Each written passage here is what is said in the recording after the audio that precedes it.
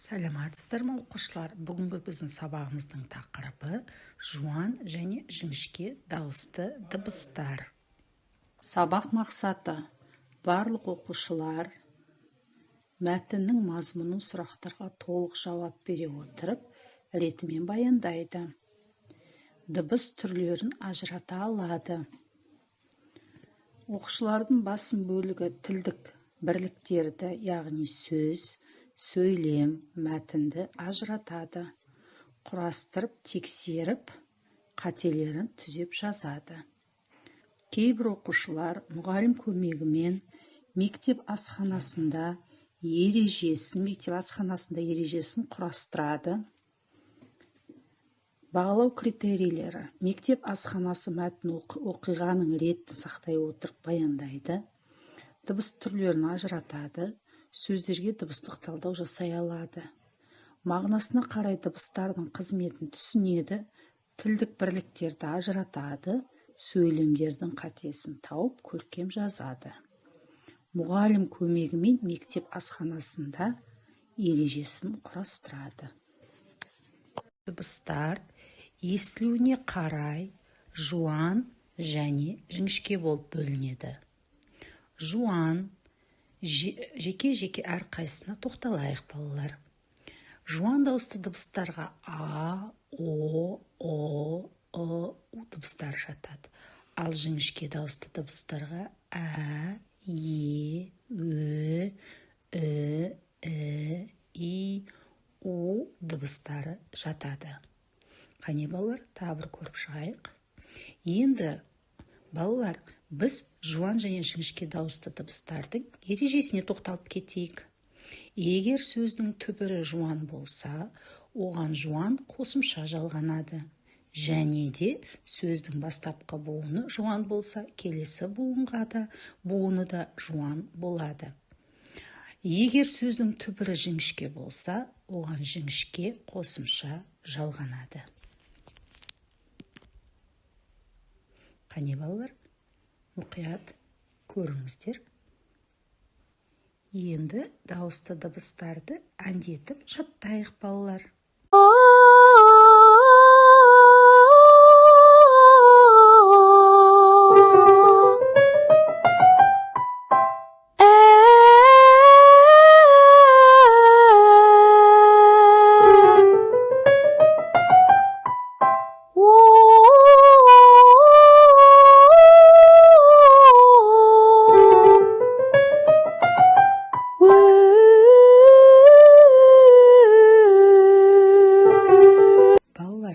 Дыбыстардың жуан және жіңішке болуына байланысты мысалдарды қарастырып өтейік. Жуан дауысты дыбыстарға ана, ұстаз, орам жапырақ сөздері жатады екен. Ал жіңішке дауысты дыбыстарға әке, өрмекші, әтеш сөздері жатады екен. Мынау бірінші жаттуға, балалар, назар аударайық. Мынау мектеп асханасы. Асхана кең, жарық әрі таза. Біз 3-ші сабақтан кейін асханаға тамақ ішуге барамыз. Аспазшылардың пісірген тамақтары өте дәмді. Мен сорпа ішемін, не ботқа жеймін.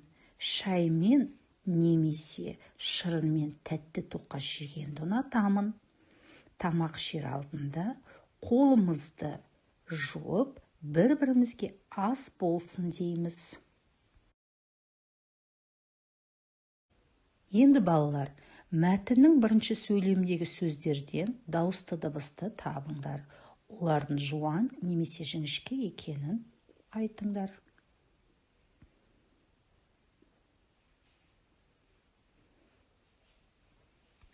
Балалар, екінші жаттығуға назар аударайық. Екінші жаттығуымызда көркем жазу деп тұр. Қане? Көркем әдемі жазып қояйық. Балалар, көркем жазу тапсырмасын орындап болсақ, үшінші жаттығуға назар аударайық. Үшінші жаттығуда сөйлемдерді оқып, қатесін түзеп жаз дейді. Балалар шөп жеді, сиыр асханаға барды. Мысық тамақшы болып, рахмет деді. Күшік тәтті тоқаш алды. Енді балалар айтыңдаршы, балалар күшік сөздеріндегі дауысты дыбыстар жуан ба, әлде жіңішке ма? Қайталайын балалар. Балалар күшік сөздеріндегі дауысты дыбыстар жуан ба, жіңішке ме? Қайталаймын балалар. Балалар күшік сөздеріндегі дауысты дыбыстар жуан ба, жіңішке ме? Балалар, қайталайық. Дауысты дыбыстар жуан және жіңішке болып екіге бөлінеді. Жуан дауысты дыбыстарға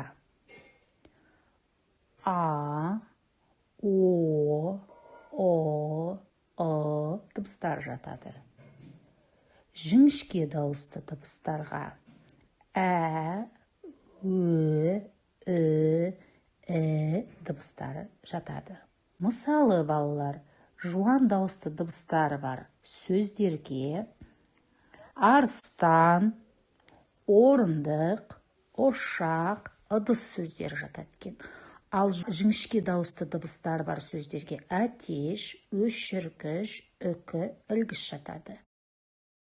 Балалар, бүгінгі біздің сабағымыздың барлық тапсырмасын орындап болсақ, біз кері байланыс жасайық сабаққа.